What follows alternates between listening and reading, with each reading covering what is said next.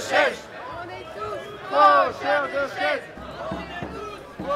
Les faucheurs de chaises, ce sont des centaines de personnes qui ont mené des réquisitions citoyennes de chaises dans des banques impliquées dans l'évasion fiscale. Parce que l'évasion fiscale, c'est non seulement des grandes fortunes, des très grandes entreprises qui échappent à l'impôt, mais c'est aussi des banques qui organisent un système d'évasion fiscale. Et il y a toute une série de scandales qui ont éclaté, révélés par des lanceurs d'alerte, par des journalistes, qui mettent en lumière un système très perfectionné d'évasion fiscale et qui prend aujourd'hui des proportions industrielles. Un de ces scandales a éclaté en février 2015, visant spécifiquement la HSBC. Et c'est ça qui a donné une idée d'action à BICI, un mouvement climat du Pays Basque. On était donc une vingtaine de militants de BICI. On est entré dans une agence de la HSBC à Bayonne, on a pris 8 fauteuils et on est reparti avec, devant tous les journalistes qui étaient invités à l'action, en plein jour, à visage découvert. Et on a apporté ces fauteuils dans le local de BICI, en déclarant à la presse qu'on était tout à fait disposé à les rendre à la banque quand elle rendrait l'argent qu'elle a aidé à détourner des finances publiques.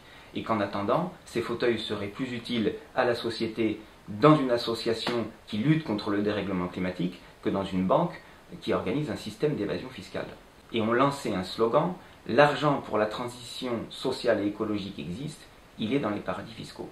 Parce qu'on n'arrête pas d'entendre dire qu'il manque de l'argent pour tout et pour tous les services publics.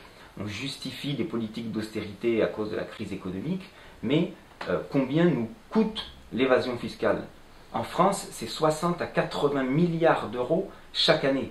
On peut tous imaginer 1001 choses qu'on pourrait financer avec des sommes aussi colossales pour l'éducation, pour la santé, les hôpitaux, pour la justice, pour les transports collectifs et pour la transition écologique. Parce qu'on n'est pas à n'importe quel moment de l'histoire de l'humanité. On est entré dans l'ère du dérèglement climatique qui menace aujourd'hui les conditions de vie civilisée sur Terre et dans les décennies qui viennent.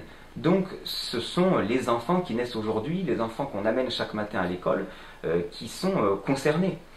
Donc il faut absolument qu'on évite le pire du dérèglement climatique et ça se fera si on trouve un moyen de changer radicalement notre mode de vie. Donc ça nécessite que tout le monde s'y mette, qu'on développe les alternatives, qu'on réoriente notre économie, qu'on reconvertisse des industries entières, donc ça demande des moyens financiers, et il faut prendre l'argent où il est dans les paradis fiscaux, il n'a rien à y faire, donc il faut qu'on récupère cet argent.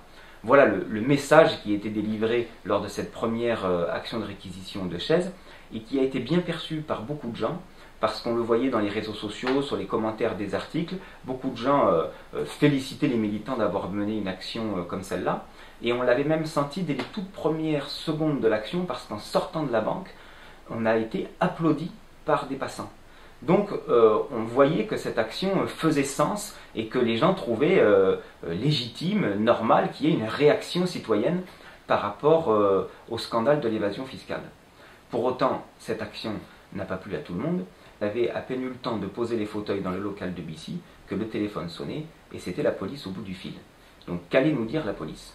Tant que c'était chacun pour sa gueule, leur système pouvait prospérer. Mais fallait bien qu'un jour on se réveille et que les têtes se remettent à tomber. On lâche rien, on lâche rien, on lâche rien, on lâche rien.